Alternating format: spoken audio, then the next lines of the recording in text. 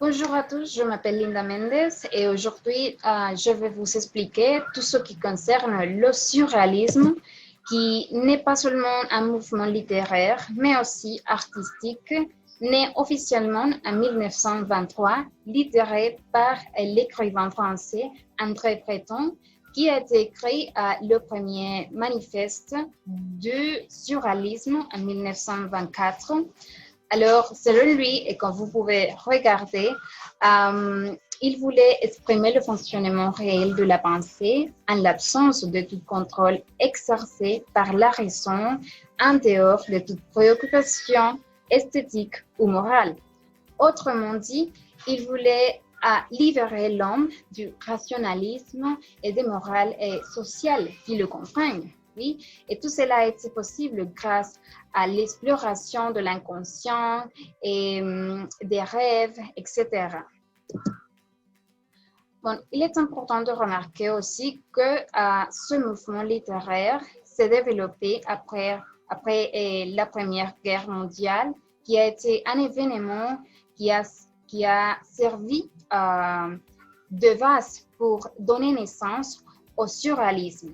Pourquoi?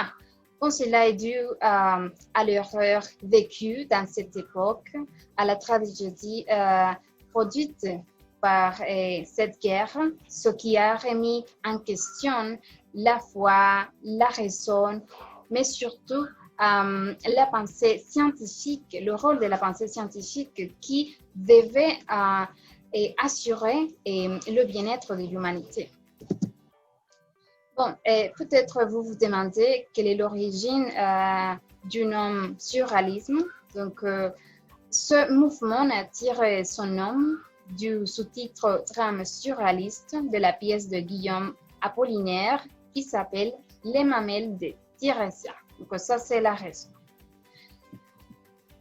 Bon, de la même manière, on a que les surréalistes trouvent l'inspiration du dadaïsme, qui était aussi un mouvement littéraire et qui a remis en cause toutes les contraintes idéologiques et artistiques.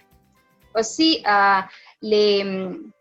les surréalistes s'inspirent du développement de la psychanalyse par Sigmund Freud, qui a étudié le fonctionnement de l'esprit humain à travers l'inconscient et les rêves. Dans cette partie, on a ce terme, l'automatisme, qui fait référence à la méthode utilisée par les surréalistes pour créer des associations des idées inattendues que le fonctionnement de la pensée normale ne permet pas. Donc, on a ici une définition donnée par André Breton. Automatisme physique pur par lequel on se propose d'exprimer soit verbalement, soit par écrit, soit de toute autre manière, le fonctionnement réel de la pensée en l'absence de tout contrôle exercé par la raison, en dehors de toute préoccupation esthétique ou morale.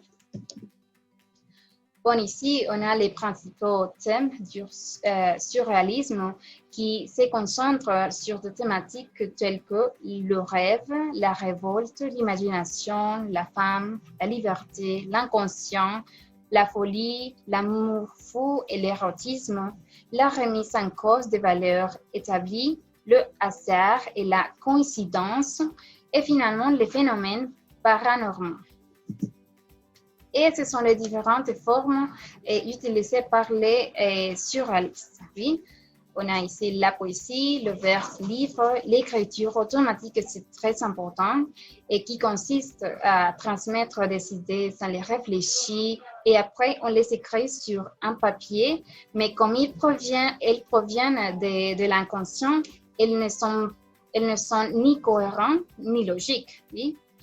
Et on a aussi des collages, calligrammes et l'absence de ponctuation, l'utilisation de métaphores, les jeux sur les mots et les sonorités. On a ici l'exemple, c'est le cadavre acquis. Et ce sont les principaux auteurs du surréalisme.